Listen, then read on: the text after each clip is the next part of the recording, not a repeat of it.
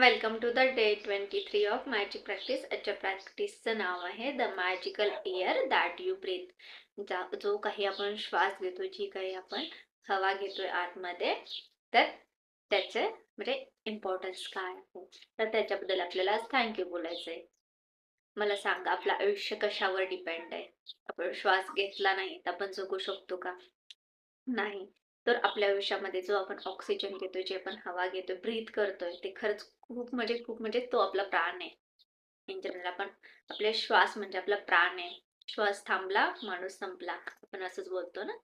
तर आपला प्राण आहे श्वास. तर आपण त्याच्याबद्दल थँक बोललंच पाहिजे.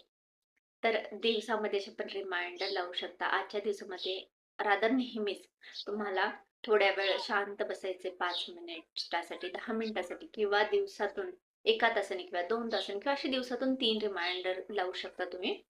तर तुम्ही आजच्या दिवसासाठी सपोज ही प्रॅक्टिस घ्या की दिवसातून तुम्हाला असे 3 रिमाइंडर लावायचे. त्यावेळेस तुम्ही 5 वेळा डीप ब्रीथ घ्यायची.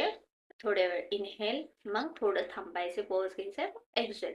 अशा 5 डीप ब्रीथ झाल्यानंतर तुम्ही तुमच्या जी एअर आतमध्ये येते ती फील करायची आहे. त्याने म्हणजे आतमध्ये किती छान एअर, म्हणजे आपली कशी आतमध्ये जाते, फुफ्फुसामध्ये जातीये, मग तो श्वास कसा बाहेर येतोय हे इमॅजिन करायचंय.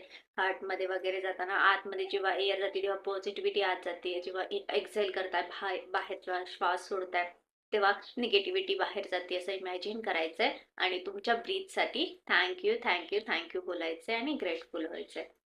तर असं तुम्ही दिवसातून 3 वेळा 5 ब्रीथ, शांत बसायचे 2 मिनिटासाठी, 5 ब्रीथ घ्यायच्या स्लोली एकदम.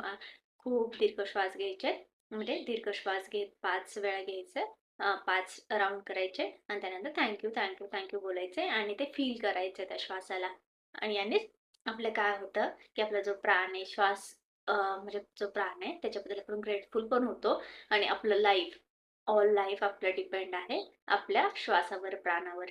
तर काय होतं, जेव्हा आपण श्वास स्लो घेतो ना, दीर्घ श्वास घेतो, तेव्हा आपलं जे माइंड आहे ते काल्म होतं, आपलं मन स्थिर होतं, शांत होतं.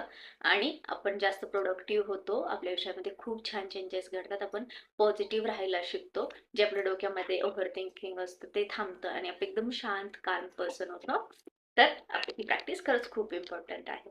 व्हिडिओ आवडला असेल तर लाईक करा, शेअर करा, सबस्क्राईब करायला विसरू नका.